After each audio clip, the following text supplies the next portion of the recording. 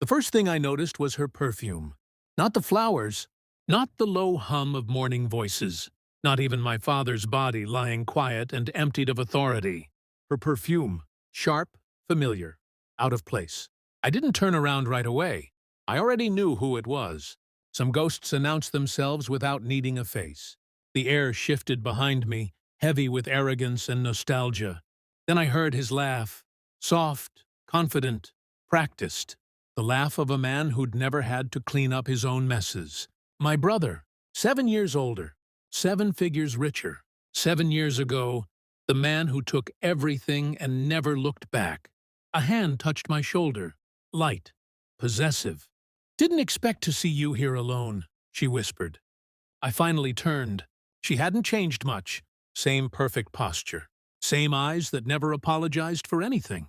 Black dress, tailored, expensive. Mourning worn like an accessory.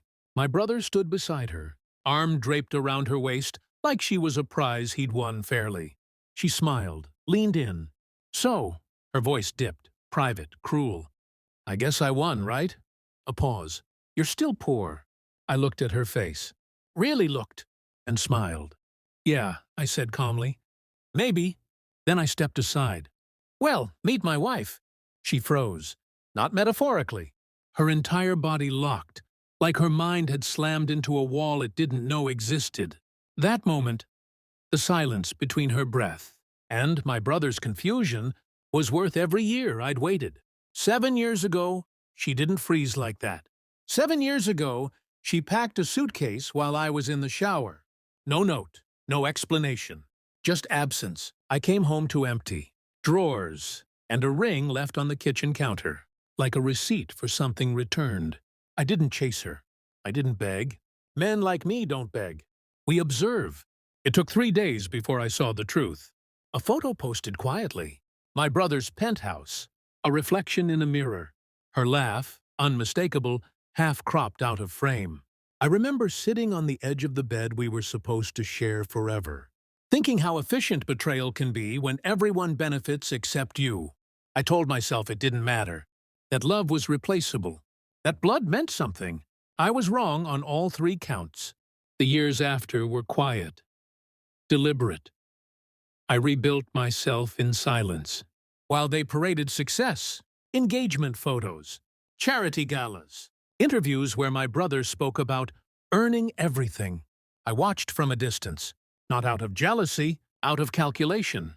I learned things, patterns, who paid for what, who owned what in name only. I listened more than I spoke, invested where no one was looking, married quietly, loved deeply, but privately. My wife didn't care about last names or legacies. She cared about peace, and I gave her that. Still, part of me waited. Not for revenge, for symmetry. The funeral provided it. My brother recovered first. He laughed awkwardly. Like this was a misunderstanding he could smooth over with money. "Your wife?" he said. "Since when?" I gestured toward the back pew. She stood slowly. No makeup, no jewelry, just calm presence. Eyes steady. Observing the room like she already understood it better than anyone else. My wife walked toward us, and the air changed. My ex took a step back without realizing it. Her confidence cracked, not loudly, but enough. Enough to let doubt seep in. "This is—" my brother started. "My wife," I repeated. They shook hands, polite, cold. My wife smiled at me. Not performative, real. I felt something then. Not triumph. Relief.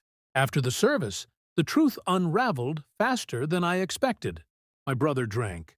He always drank when he felt cornered.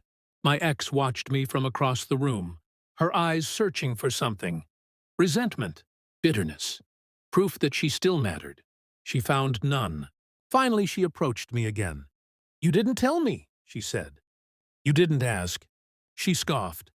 "You think this changes anything?" I leaned closer, lowered my voice. "It already did." She frowned. "What are you talking about?"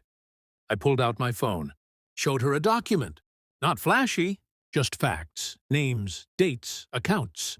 Her face drained. My brother's investments, seeded through companies I'd helped build. His success, propped up by silent partnerships he never read the fine print on. He'd been rich. I'd been patient. You're lying, she whispered. I shook my head. I never lied to you. That was the problem. She looked toward my brother. He was laughing too loudly with distant relatives. Unaware, the ground under him was already dissolving. He doesn't know, she said. Not yet. Her voice trembled. Why show me this? I met her eyes. Because you always wanted to win, I thought you deserved to know when you lost. She didn't cry. She didn't scream.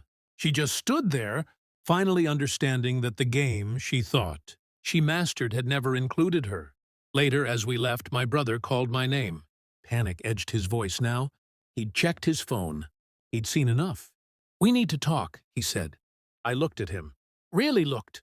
No, I replied. We really don't. Outside, the air was clean, sharp, honest. My wife took my hand. Squeezed once. I didn't look back. Some people think closure comes from apologies, or forgiveness, or dramatic endings. They're wrong. Closure is knowing you survived the betrayal, thrived in its shadow, and walked away without needing anything from those who tried to break you. As the car door closed, I felt nothing for them. And that was the real victory.